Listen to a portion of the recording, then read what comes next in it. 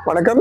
ஜோதி சிலம்பம் சக்திரிய குருகுலத்துல இன்னைக்கு நம்ம எதை பத்தி பேச போறோம்னா, மாடர்னான உலகத்துல இப்ப எப்படி பழகுறாங்கன்னா, மக்கள் அறிவாளியா வாழணும் அப்படின்னு நினைக்கிறாங்களோ, யாருமே ஆரோக்கியமான வாழ்க்கையை வாழணும்னு ஆசைப்படவே இல்லை.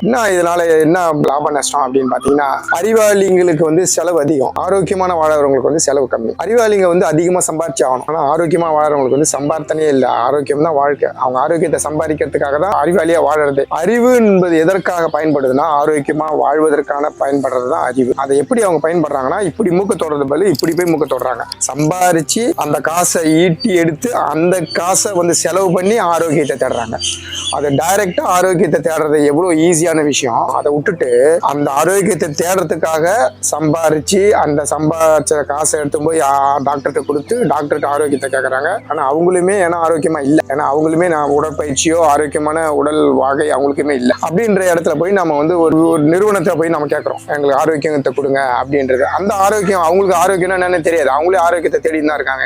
அத மாதிரியான விஷயங்கள் நம்ம செய்யறதுனால என்ன ஆயிடுதுன்னா, நம்ம வாழ்க்கை பின்னடைவு ஏற்படுது. வாழ்க்கையை ஒரு நாட்டோட பலம் எதை வச்சுமா சொல்றாங்க, எவ்வளவு இளைஞர்கள் அந்த ஒரு நாட்டுல ஆரோக்கியமா வளராங்க, அந்த இளைஞரை வச்சுதான் அந்த நாட்டோட எதிர்காலம் இருக்கு.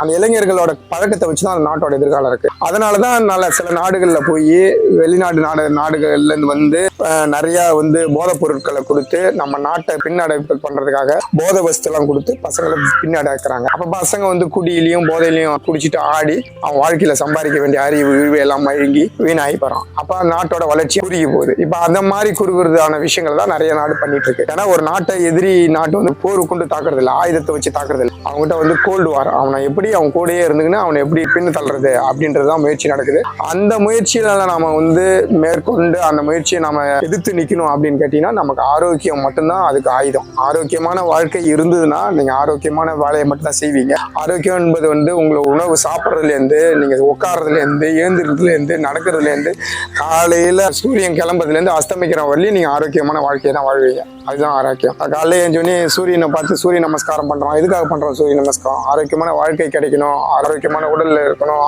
நல்ல வாழ்க்கை அமையணும் அப்படின்றதுதான் நம்ம வாழ்க்கைக்கு வாழ்ந்துட்டு இருக்கோம். நம்ம இது இல்லாத நான் பணம் சம்பாரிச்சு நான் காட்டுல வாழ போறேன்னு எவனா செய்வானா? பணம் சம்பாரிச்சு அவனை காட்டுல போய் வாழ்வானா? வாழ மாட்டான். பணம் சம்பாரிச்சா கொசு எங்க இருக்கக்கூடாது அங்க வாழ்வான். கொசு இருக்கக்கூடாது அப்படின்னு பார்ப்பானா, கொசு கடிச்சா நோய் வந்துடும். ஆனா இவன் என்ன பண்ணுவான், ஆரோக்கியத்தை சம்பாரிச்சுட்டு கொசு இருக்கிற இடத்துல வாழ்வான். ஆனா நோய் இவனுக்கு வராது. அப்ப நான் உடம்பு ஆரோக்கியமா இருக்கும்போது அது என்ன பண்ண போகுது இவனை? ஆனா ஆரோக்கியம் இல்லாத இல்லையா, இவன் போய் பதுங்கி வாழ்வான். அவனை தான் தேடி போகும் கொசு. ஒரு நாள் கடிச்சுன்னா அவன் சம்பாதிச்ச காசை எல்லாத்தையும் செலவு பண்ணிடுவான். அப்ப இதுதான் வாழ்க்கையா இருக்கு. இதை தாண்டி போகணும்னா ஆரோக்கியமான வாழ்க்கையை வாழ்வதற்கான வழியை தேடுங்க. நன்றி, வணக்கம்.